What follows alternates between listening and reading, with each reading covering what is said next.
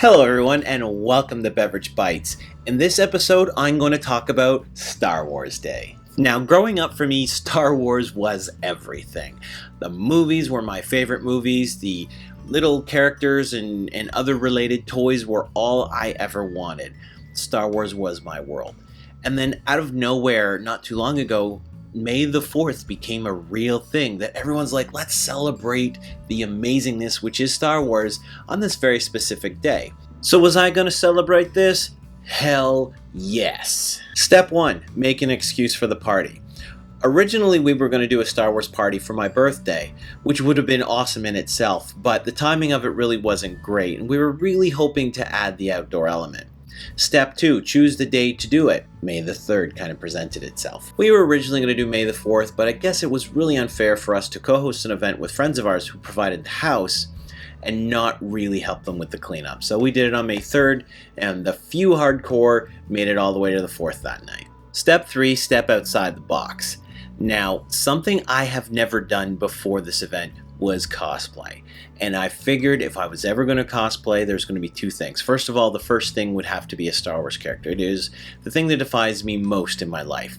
But step 2 is I needed to do it right. So I was able to get a costume. Some parts I made myself, most parts I collected, and it didn't cost me that much, which was great. And I put it together, and this is it. Since the guy above me thinks it's awesome time to drill right now, I'm going to end this video with a bunch of clips from the lead up to the Star Wars party and then to the Star Wars party itself. So, enjoy. Alright, so first of all we started with these pool noodles that we picked up from the dollar store. Pretty simple process. All I did was measure them, cut them in half, and then put duct tape on the bottom, and I taped the bottom that I cut so that it was always a even flat top with no edges, so that worked out pretty well. After the pool noodles, we started on the first Death Star. Now when I say the first Death Star, mainly because this first attempt, like the actual movies, did not go as we planned. This is when we were happy and really kind of getting that first Death Star going and being all positive about how it was going to turn out. And as you see, the balloon's a different color, and that is because the first Death Star just died. The balloon completely deflated, as did my lovely wife. But this is the second one. That's the paper mache that we did there. It's just pretty much flour and water. You boil it and cool it. And this is after 2 layers of the paper mache. So it turned out fairly well. We were very, very pleased with it came out. We had to take it off of the lamp, unfortunately, due to the fact that it was also starting to shrink in size due to the weight. But hey, when I was flying home from California, I found an R2-D2 on SkyMall for $200. Awesome. So these were the first shot of the food. There'll be a few shots of the foods here. So these are the lightsabers that my lovely wife created. So more or less they're pretzel sticks dipped in chocolate. We used blue chocolate, red chocolate, green chocolate, and we'll even represent Mace Windu some purple chocolate. And those are some Wookiee cookies, which are pretty much chocolate chip cookies. Now, when we showed up at the party, my buddy had 3 of these really cool lightsabers. 2 of them were kind of homemade, and the other one was a Force Effects. And here's some of the names of some of the dishes we had, like Carbonut Jello and Vader Veggies. There were some really cool names, and hopefully you can read those all in the video right now in my window. It's not, but this is the finished product of the Death Star.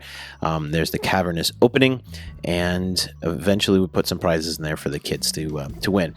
Now here is Cammy and Liam, 2 of my buddy's kids, and they're wailing each other. And hey, look, they gave me this Millennium Falcon Lego set, which was awesome. Here's the Vader Veggies, and we're going to do some food here in a moment. Again, the lightsabers, some Jedi Mind Trip, some Jawa juice, Wookiee cookies, Nacho Calrissian, the Dago balls, and Tatooinis. So there's lots of cool food going on there. So yeah.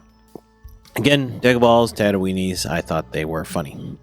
So then we go on to our first lightsaber beating of the day. My buddy Matt here is getting wailed on by a bunch of the kids. And that seemed to be the theme of the night, kids with foam lightsabers. And you see that lightsaber that Cammy just lit up there? That was the lightsaber I was using for my costume for the day. It's not mine, but I do want to get one of them.